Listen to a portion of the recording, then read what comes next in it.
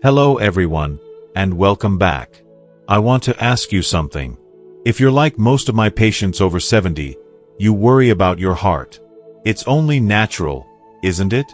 You visit your doctor, you get the checkup, and you focus intently on those two big numbers: your cholesterol score and your blood pressure reading. We've all been trained to believe that if those numbers look good, then we must be in the clear. But what if I told you that focusing only on those two things is like diligently checking the oil in your car, while completely ignoring the slow, silent decay of the engine itself? The truth is, the greatest threats to a long, independent life aren't always the loud, dramatic heart attacks we see in movies. No. The real danger often comes from the quiet, insidious damage that is happening right now, deep inside the humming engine of your life, your bloodstream. That's why I'm here today. I'm Dr. Your Name. And after decades as a physician caring for older adults, I have seen a truth that often gets overlooked. I've seen thousands of hearts wear down, not from one catastrophic failure, but from 4 hidden, cumulative issues that I call the vascular vandals. These are the silent culprits behind why some folks look perfectly healthy on the outside, yet their heart is fighting a secret, exhausting battle on the inside. In this video, I am not here to scare you. I am here to empower you. We will break down each of these 4 vandals, one by one. And for each, I will give you simple, practical, and often free ways to begin armor-plating your vascular system. And please, make sure you stay with me until the very end. The 4th and final secret I'll reveal has nothing to do with diet or exercise, yet it can inflict a type of stress on your heart that mimics the damage of chronic high blood pressure. The information in that final section is a critical piece of the puzzle. Now, before we dive in, I want to know that we're on this journey together. If you're truly ready to stop guessing about your heart health and start protecting your most vital organ, please take a moment to comment the word pulse below. It lets me know you're with me, and more importantly, it shows others in our community that they are not alone. Okay, let's get started. Alright, now that we understand the mission, let's get to work. We are going to unmask these 4 silent enemies, these vascular vandals, one by one. And we'll start with the one that is flowing through your veins at this very moment. Vandal number 1. Sticky blood, the quality of your fat. Now, I know what you're thinking. Every year, you likely get a cholesterol panel done. Your doctor looks at the paper, points to that LDL number, the one they call the bad cholesterol, and tells you if it's high or low. For decades, that single number has been the main focus of heart health. But I am here to tell you, from my experience with thousands of patients, that this is one of the most dangerously incomplete stories in modern medicine. The real problem isn't always the quantity of your cholesterol. It's the quality. I want you to imagine the vast network of blood vessels in your body like the plumbing system in your home. A very complex, very delicate plumbing system. In a healthy system, your LDL cholesterol particles are supposed to be large, light, and fluffy, almost like harmless little clouds floating by. They move through the pipes easily and do their jobs without causing any trouble. But when you eat certain things, especially in excess of refined sugars and those highly processed, often damaged seed oils you find in so many packaged foods and fast foods, like soybean oil, corn oil, and vegetable oil, something different happens. Your body starts producing a completely different kind of LDL particle. A particle that is small, very dense, and very, very sticky. These aren't harmless clouds. These are more like tiny, hard little bullets, or microscopic bits of sludge. Because they are so small and dense, they can easily slip through the delicate lining of your arteries, getting stuck in places the large, fluffy particles would just bounce off of. Once they are stuck, they start to oxidize, which is a fancy word for rust. This rusting process triggers inflammation, and that inflammation is the very beginning. The seed of plaque buildup that can eventually clog your arteries. This, right here, is the true beginning of so much heart disease. It's not just high cholesterol. It's sticky, inflamed, and dangerous cholesterol. Now, you might be wondering, why does this become such a big problem as we get older? It's because the effects are cumulative. Decades of a standard American diet, which is unfortunately rich in these sugars and processed fats, slowly change the very nature of what's flowing inside of you. Your body's ability to handle this inflammatory load diminishes over time. What you could get away with at 30 becomes a serious internal threat at 70. And you can often see the clues right there in your blood work, if you know where to look. It's not just the LDL number. A critical warning sign is your triglyceride level. If your doctor ever says, well, your triglycerides are a little high, that's a huge red flag. High triglycerides are often a direct result of too much sugar and refined carbs in your diet, and they are a strong indicator that you are likely producing those dangerous, small, sticky LDL particles. I'll never forget my patient, Margaret. She was a lovely woman, a retired schoolteacher in her late 70s, who came to me feeling perpetually tired. She said she just felt heavy, sluggish. Her total cholesterol numbers were always fine, according to her previous checkups. But she was doing everything she was told. She had diligently switched to a low-fat diet years ago. She was buying low-fat yogurt, low-fat salad dressing, low-fat cookies. All the things the packages told her were heart-healthy. But when we looked deeper, we found the truth.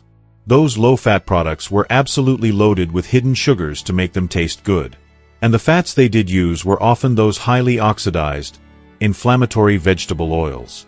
Margaret was trying her best to be healthy, but she was unknowingly creating the stickiest blood I had ever seen. Her arteries were fighting a daily battle against sludge. The science on this is clearer than ever now. Major studies published in respected medical journals have confirmed that the size of your LDL particles is a much more accurate predictor of heart attack risk than the total LDL number alone. It's a truth that has been slow to filter down into every doctor's office, but it's a truth you need to know today. So, what do we do about it? How do we unstick the blood? The solution, thankfully, is incredibly direct and empowering. First, you must make a conscious decision to change the fats you use. I urge you, when you go home today, look in your pantry. If you see bottles of soybean oil, corn oil, or generic vegetable oil, please consider replacing them. Swap them out for extra virgin olive oil or avocado oil. This simple switch in your kitchen can fundamentally change the quality of particles in your blood. Second, embrace the power of omega-3 fatty acids. Omega-3s are nature's blood thinners and anti-inflammatories. They act like a natural lubricant for your entire vascular system, helping to keep everything flowing smoothly. You can find them in fatty fish like wild-caught salmon, or you can talk to your doctor about taking a high-quality omega-3 supplement. This is not about masking the problem. It's about providing your body with the essential building blocks it needs to create healthy, flowing blood. The role of real food here is paramount. This isn't about a magic pill. It's about removing the sludge-creating ingredients and replacing them with engine-cleaning ones. When you go to the grocery store this week, I want you to make one simple commitment. Just one. Leave the processed vegetable oil on the shelf and pick up a good bottle of olive oil instead. That is a powerful first step. Now, I want to make sure this lesson truly sinks in. If you now understand that it's about the quality of your cholesterol, not just the quantity, please take a moment and comment the word quality below. It helps to lock in this crucial lesson for yourself and for our entire community. All right. Once we begin to clean up the quality of our blood, we have to address the forces acting upon it. This brings us to a vandal that is often completely missed in a standard doctor's visit. Vandal number 2. The ignored pressure swings. Every time you visit the doctor, they wrap that cuff around your arm, pump it up, and give you a reading. Maybe it's 130/80. Looks good, they might say, and you feel a wave of relief. The problem is, that single snapshot in time can be profoundly misleading. It tells you almost nothing about what your blood pressure is doing during the other 23 hours and 59 minutes of your day. As we get older, something fascinating and important happens to our bodies. Our autonomic nervous system, which is the wonderful automatic pilot that controls all the things we don't think about, like breathing, heart rate, and blood pressure, it becomes a little less effective. It's like a seasoned pilot who is just a little bit slower on the controls than he used to be. Instead of maintaining a smooth, steady pressure inside your arteries, this system can start to overreact. This leads to dramatic peaks and valleys in your blood pressure throughout the day. Maybe you experience it as a head rush or a moment of dizziness when you stand up too quickly. That's a sudden drop in pressure. Or perhaps, when you get a frustrating phone call or rush to answer the door, you feel your heart begin to pound. That's a sudden spike. Think of the delicate, paper-thin lining of your arteries. It's called the endothelium. When your pressure is stable, blood flows over it gently, like a calm river. But with these constant, rapid swings, these surges and dips, that gentle river turns into a battering ram. Each spike in pressure slams against that delicate lining, creating microscopic tears and injuries. And what do you think loves to stick to those fresh injury sites? Vandal number 1. Our sticky blood. The pressure swings create the damage, and the sticky blood takes advantage, forming the foundation of plaque. This is why a good reading at the doctor's office can give a false sense of security. The real damage isn't always caused by pressure that is consistently high. It's caused by pressure that is consistently unstable. It's the constant shifting, the relentless battering, that wears down the system over the years. I had a patient, Arthur, a 78-year-old gentleman who was a retired accountant. A man who loved numbers and order. Every time he came into my office, his blood pressure was a perfect 125/75. He was so proud of it. But his wife told me he often complained of feeling out of sorts and dizzy at home. So, I asked him to do something simple. I had him get a home blood pressure monitor and take readings at different times of the day. The results were astonishing. We discovered that every time he got a tense phone call from a family member he was worried about, his blood pressure would shoot up by 30 or 40 points. His heart was being put through a brutal stress test several times a day, and he never even knew it. His perfect in-office readings were hiding a dangerous, hidden reality. His heart was under intermittent siege. The scientific community is now recognizing this phenomenon as blood pressure variability, and studies are showing that high variability can be just as, if not more, dangerous than sustained high blood pressure. So, how do we calm these swings? How do we help our body's automatic pilot find its steady hand again? There are two wonderfully simple and effective tools. The first is a crucial mineral that most Americans, especially older adults, are deficient in. That mineral is magnesium. Magnesium is nature's great relaxer. It plays a critical role in helping the smooth muscles in your blood vessel walls relax, preventing them from spasming and causing those sudden spikes. Think of it as a calming balm for your entire vascular system. You can get magnesium from foods like leafy greens, nuts, and seeds, but as our soil has become depleted, it's often hard to get enough from diet alone. You should absolutely talk to your doctor about trying a quality magnesium supplement, like magnesium glycinate, which is gentle on the stomach and well absorbed. It can make a world of difference. The second tool is even simpler. It's your own breath. Before you get out of bed in the morning, or before you have to make a stressful phone call, I want you to do this. Take 3 slow, deep belly breaths. In through your nose, and out through your mouth. This simple action sends an immediate, all-clear signal to your nervous system.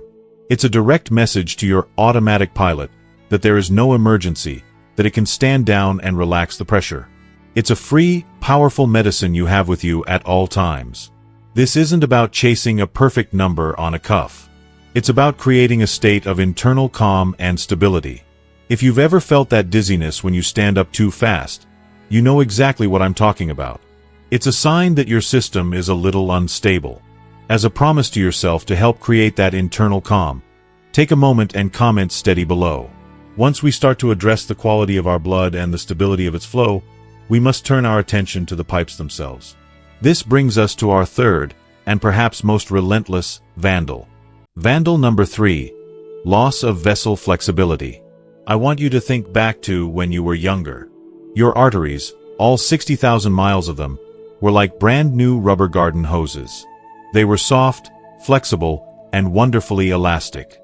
With every single beat of your heart, they would expand slightly, absorbing the shock of that pulse of blood, ensuring a smooth, even flow to all your vital organs. That flexibility is a beautiful, brilliant piece of engineering. But over time, things can change.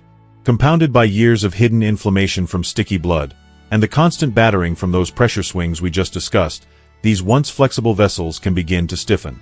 They slowly transform from that soft rubber hose into something more like an old, brittle plastic pipe that's been left out in the sun for too long. This is a profoundly dangerous transformation. When your heart beats and pushes blood into a stiff, rigid pipe, that force has nowhere to go. It doesn't get absorbed. Instead, it creates a powerful, damaging pressure wave that travels at high speed throughout your entire body. This wave slams into the tiniest, most delicate capillaries in your brain, your eyes, and your kidneys, the very organs most susceptible to age-related damage. Furthermore, this stiffness forces your heart to work exponentially harder. Imagine trying to pump water through a lead pipe versus a flexible hose. Your heart muscle has to strain against that unyielding resistance with every single beat, day after day, year after year. To cope with this immense workload, the heart muscle itself begins to thicken, a condition called hypertrophy. And that thickening is a well-known precursor to congestive heart failure. This isn't some abstract theory. It's a physical reality. While the gold standard medical test for arterial stiffness is rarely performed in a routine checkup, you can often feel the signs yourself. Do you ever feel a sense of pressure behind your eyes that isn't quite a headache? Do you find yourself getting winded more easily, even from simple tasks like walking up a flight of stairs, even when your breathing feels fine? These can be subtle but important clues that your heart is working too hard against stiff vessels. It's a sign that the engine is straining. Many of my patients have described this feeling. They'll say, "Doc, I just don't have the stamina I used to. I feel like I run out of gas so quickly." Often, what they are describing is not a failure of their lungs, but a failure of their vascular system to efficiently deliver oxygenated blood because of this loss of flexibility. So, how do we restore that youthful elasticity? How do we soften those pipes again? The key lies in a magical molecule your own body is designed to produce. It's called nitric oxide. Nitric oxide is a powerful, natural vasodilator. That means it signals the muscles in your artery walls to relax, allowing them to soften and expand. As we age, our natural production of nitric oxide declines. The good news is, we can give our body the raw materials it needs to make more. Certain foods are very high in natural compounds called nitrates, which your body easily converts into nitric oxide. The superstars here are beets and dark leafy greens, especially spinach and arugula. The solution can be as simple as adding a handful of fresh spinach to your daily smoothie or your scrambled eggs. Or you can find quality beetroot powder to add to a glass of water. This isn't a drug. It's simply giving your body the nutrients it needs to do the job it was designed to do. Keep its own plumbing flexible. The second part of the solution is movement. But not the kind of movement you might think.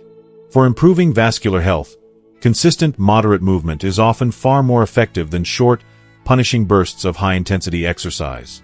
Activities like brisk walking, swimming, dancing, or cycling. These types of movements have been shown in numerous studies to be incredibly effective at improving the production of nitric oxide and restoring vessel flexibility over time.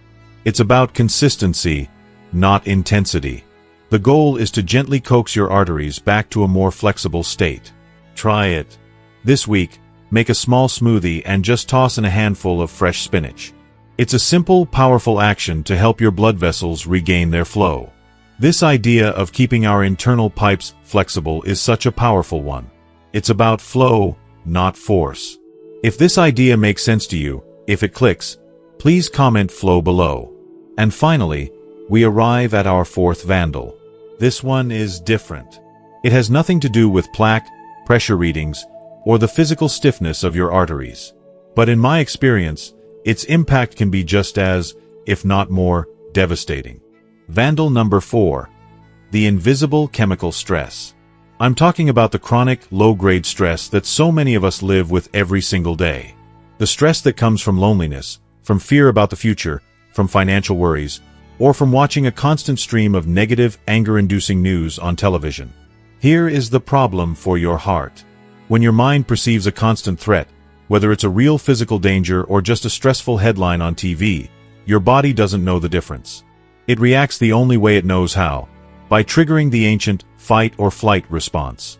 This response floods your system with a powerful cocktail of stress hormones, primarily adrenaline and cortisol. Now, this system is a lifesaver if you're being chased by a predator. But it is devastating when it's activated day after day, week after week. Think about what these chemicals do. Adrenaline makes your heart race and contract more forcefully.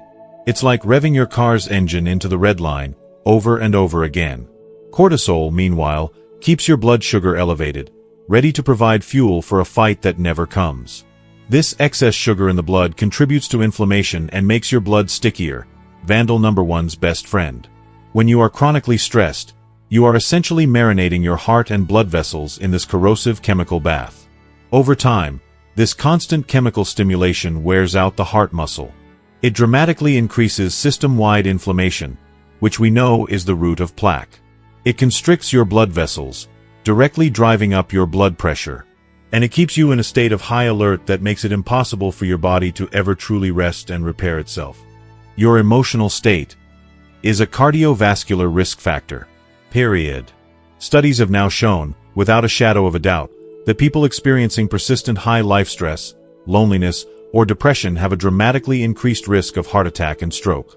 The risk is comparable to that of people who smoke or have clinically diagnosed high blood pressure. This is not a fringe idea. This is medical fact.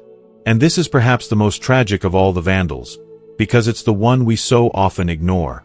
I had a patient, Walter, an 82-year-old gentleman who was recovering from a minor, successful surgery. His body should have been healing beautifully, but he just stalled.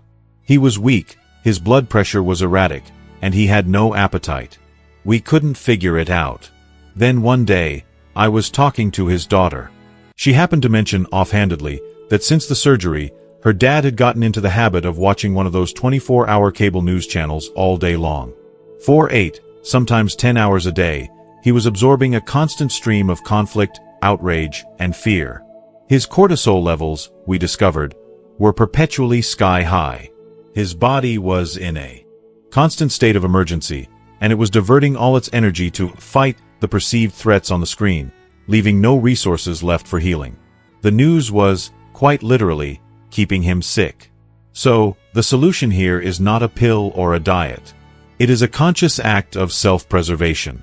It is about signaling to your body that it is safe. You must find your 10-minute off switch.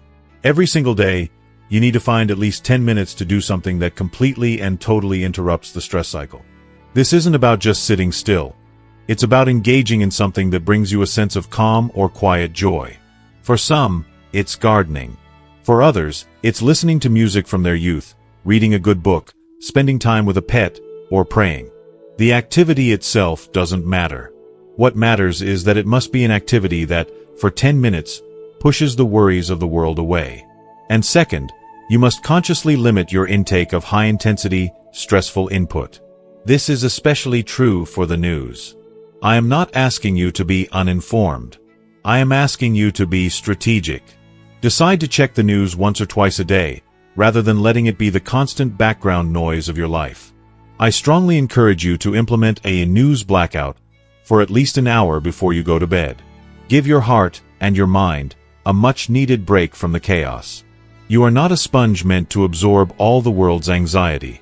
This might be the most important and loving act of self-care you can perform for your heart. If you recognize the truth in this, and if you're going to make a commitment to try and reduce the stressful input in your life, to give your heart a little more peace, please comment the word peace below. It's a powerful intention to set for yourself. And so, we come to the end of our conversation today. The lesson, I hope, is a simple one, but a profound one. Your heart's engine.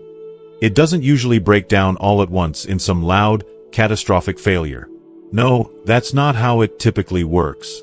It wears out slowly, quietly, due to the cumulative damage from these unseen vandals we've unmasked together. But the most important thing I want you to take away from our time together is this. This is not a story of doom and gloom.